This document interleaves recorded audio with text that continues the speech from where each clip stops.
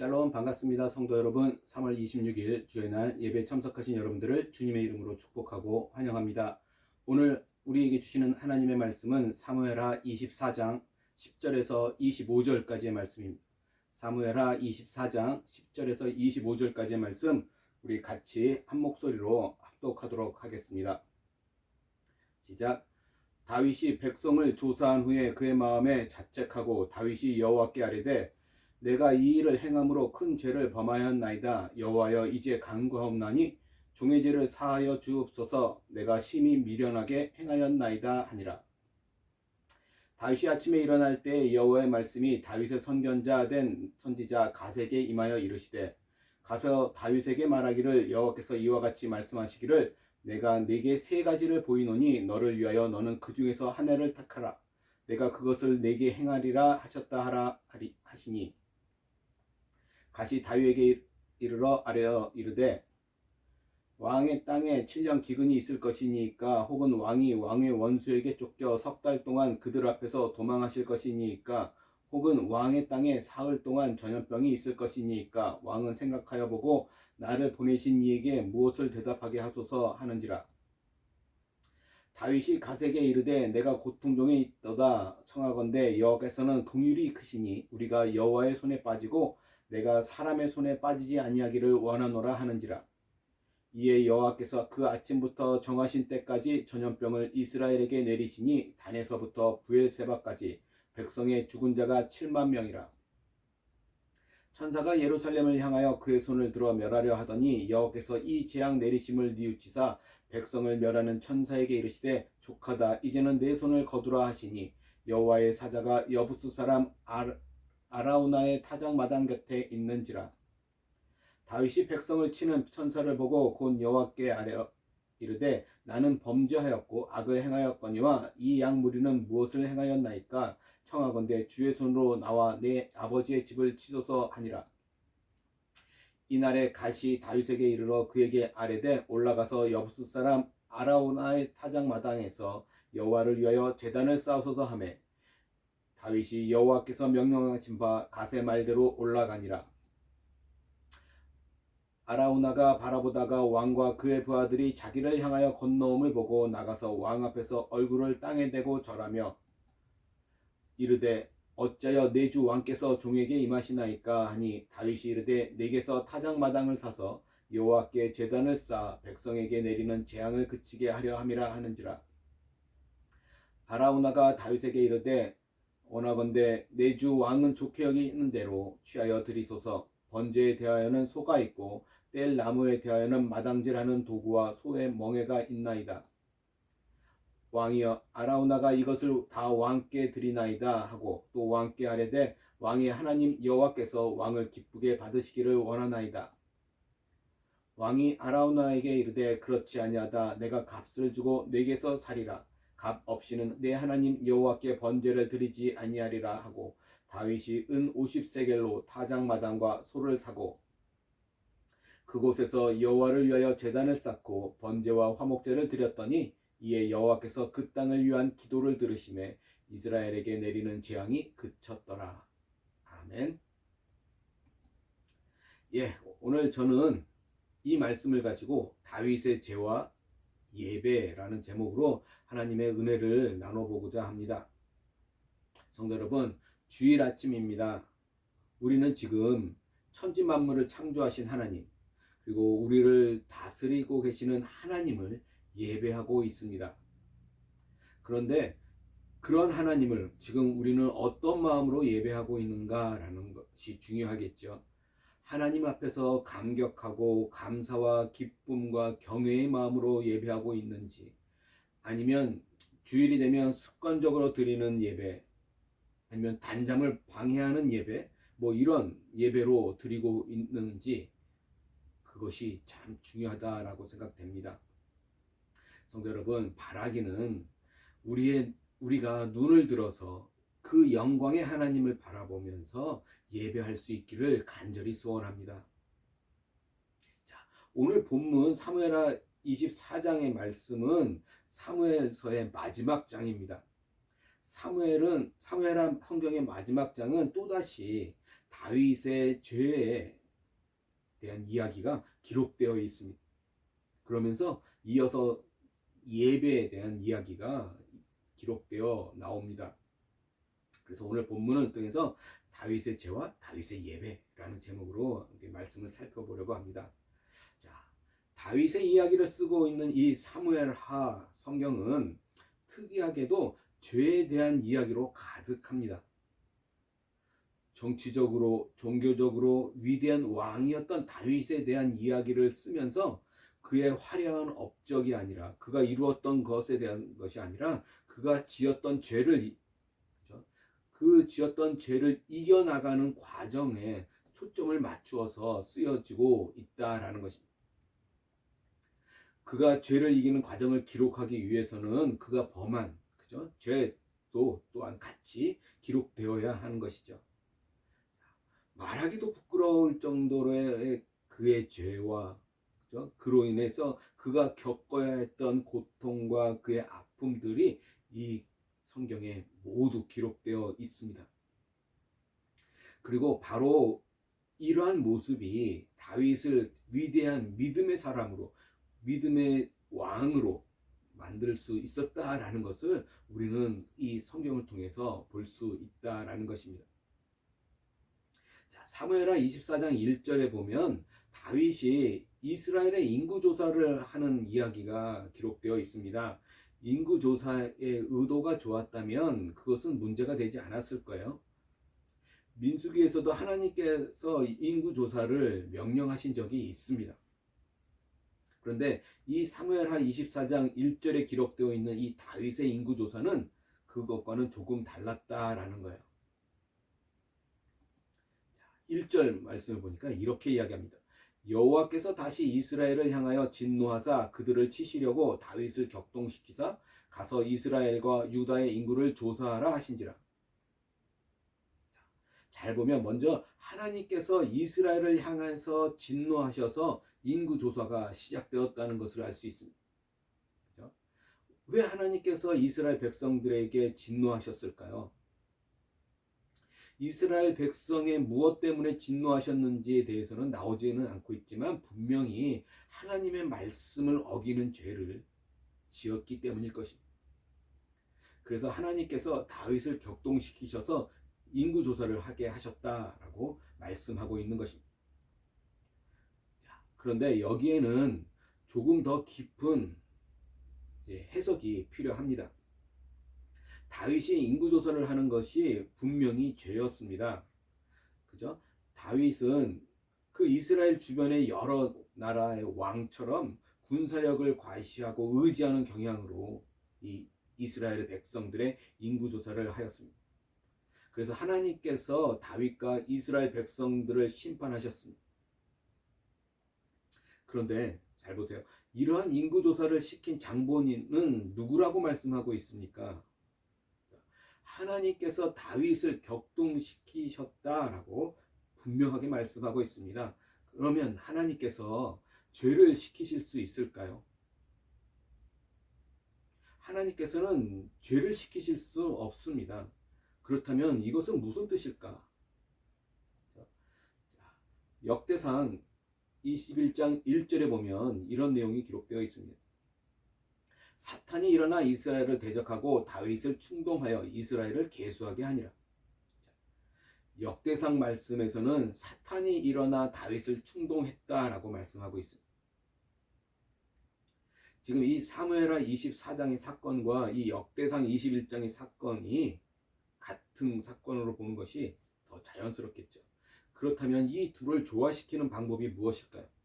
이 둘을 연결해서 해석해 보면 오늘 본문의 말씀에서 하나님께서 다윗을 격동시켰다라고 하는 것은 하나님께서 그렇게 하셨다라고 하는 것보다는 하나님의 주권적인 측면을 말하기 위해 그렇게 표현하고 있다 말 수 있습니다.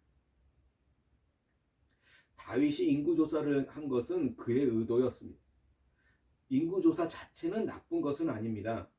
그런데 다윗은 이 인구조사를 하면서 교만한 마음으로 하였다라는 것을 스스로 나중에 인정합니다. 그죠? 하나님 앞에 죄를 범한 것이에요. 우리가 이미 알고 있는 출애굽 사건에서도 보면 바로의 마음을 강박하게 하셨다라는 말씀이 기록되어 있습니다. 그런 측면인 것이죠. 그래서 다윗의 마음을 격동시킨 것은 사탄이라고 말할 수 있습니다. 자, 여하튼 다윗은 또 죄를 범하고 말았습니다. 밧세바 사건을 우리가 살펴보았었지만 그 밧세바 사건은 두고두고 그의 마음이 아픔이었는데 그것을 통해 죄의 심각성을 깊이 깨달았고 또 회개까지 했는데 자신의 교만한 마음을 분별하지 못하고 지금 다윗은 또 넘어졌습니다. 얼마나 다윗의 마음이 아팠을까요? 이 일을 인해서 이스라엘에서 7만 명이나 되는 백성이 죽임을 당하였습니다. 다시 한번 죄가 얼마나 처절한 대가가 있는 것인지 우리가 살펴볼 수 있는 대목입니다. 그런데 우리도 여전히, 그렇죠? 우리들도 여전히 죄에 의해 속으면서 이렇게 죄를 범할 때가 많다라는 것입니다. 그래서 우리는 늘 깨어 있어야 하고 통회해야 하고 자복하고 겸손해야 합니다. 죄는 우리를 참 아프게 만듭니다. 죄에 대한 그 결과가 아프기도 하지만 그 결과를 받아들였을 때, 우리가 깨달아졌을 때 우리의 마음은 더 아프다라는 거예요. 자신이 하고 있는 일이 사랑으로 하고 있는 일인 줄 알고 있었는데 그것이 자신의 교만이었고, 그죠? 섬김인 줄 알았는데 그게 자신의 욕심이었다라는 것을 차렸을 때 참 마음이 아픕니다. 그 아픈 마음을 어찌 다 표현하면서 감당할 수 있겠습니까? 그래서 우리는 죄에 대해서 처절히 싸워 나아가야 합니다. 그리고 반드시 승리해야 합니다. 그런데 부인할 수 없는 아픈 현실은 우리는 여전히 실패할 때가 있다라는 것입니다. 우리가 뒤돌아섰을 때 죄가 보일 수도 있습니다. 그것이 우리 인생이에요. 그래서 때로는 인생이 너무 힘든 것이죠. 인생은 다른 어떤 것보다 죄 지은 자신의 모습을 보는 것이 가장 힘든다라는 것입니다. 죄를 지은 이스라엘 백성과 다윗을 벌하시기 위해서 하나님께서 다윗에게 그와 그 백성이 담당해야 할 형벌 3가지 중 하나를 선택하라 말씀하셨습니다.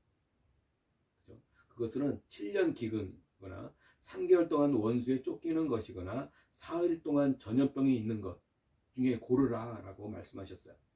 이때 다윗은 3일 동안의 전염병을 골랐습니다. 다윗이 이것을 고르는 이유는 얼핏 보면 그 기간이 가장 짧아서 그것을 골랐다라고 볼 수 있는데 꼭 그것만은 아니다라는 것이죠. 14절 말씀을 보면 이렇게 이야기합니다. 다윗이 갓에게 이르되 내가 고통 중에 있도다 청하건대 여호와께서는 긍휼이 크시니 우리가 여호와의 손에 빠지고 내가 사람의 손에 빠지지 아니하기를 원하노라 하는지라. 다윗은 지금 하나님의 긍휼하심이 매우 크다라는 것을 믿고 있는 거예요. 그래서 같은 죄의 값이라면 하나님께서는 긍휼이 크시니까 더 봐주실 것이다 라고 생각했다라는 거죠. 다윗의 생각은 어느 정도 적중했죠. 하나님은 항상 긍휼이 많으신 분이십니다. 그래서 정하신 죄값보다 더 적게 당하게 하셨습니다. 성도 여러분, 우리도 그렇습니다. 하나님의 긍휼을 구하십시오. 항상 우리의 죄는 크고 하나님의 용서하심은 그거보다 더 크다라는 것 기억하시기 바랍니다. 단지 죄와 심판하심 사이에 우리의 긍휼을 구하는 그 믿음이 없기 때문에 우리는 우리의 죄 가운데 멸망하는 것입니다. 하나님의 궁휼하심을 구하면 하나님의 큰 궁휼이 우리의 모든 죄를 덮고 오직 하나님의 궁휼만 보이게 될 것입니다. 16절 말씀 볼까요? 이렇게 이야기합니다. 천사가 예루살렘을 향하여 그의 손을 들어 멸하려 하더니 여호와께서 이 재앙을 내리심을 뉘우치사 백성을 멸하는 천사에게 이르시되 족하다. 이제는 내 손을 거두라 하시니 여호와의 사자가 여부스 사람 아라우나의 타작마당 곁에 있는지라. 하나님께서 이스라엘 백성들을 벌하시다가 하나님이 궁휼히 여기시는 마음 때문에 그 벌을 멈추셨습니다. 그리고 이때 다윗의 간구가 이어졌습니다. 그리고 갓 선지자는 다윗에게 말합니다. 18절이에요. 이날에 갓이 다윗에게 이르되 그에게 아뢰되 올라가서 여부스 사람 아라우나의 타작마당에서 여호와를 위하여 제단을 쌓으소서 하매 이스라엘 백성들의 죄를 물으시다가 자신의 큰 궁휼 때문에 멈추신 그 자리에서 다윗에게 제단을 쌓고 제사를 드리라고 말씀하고 있어요.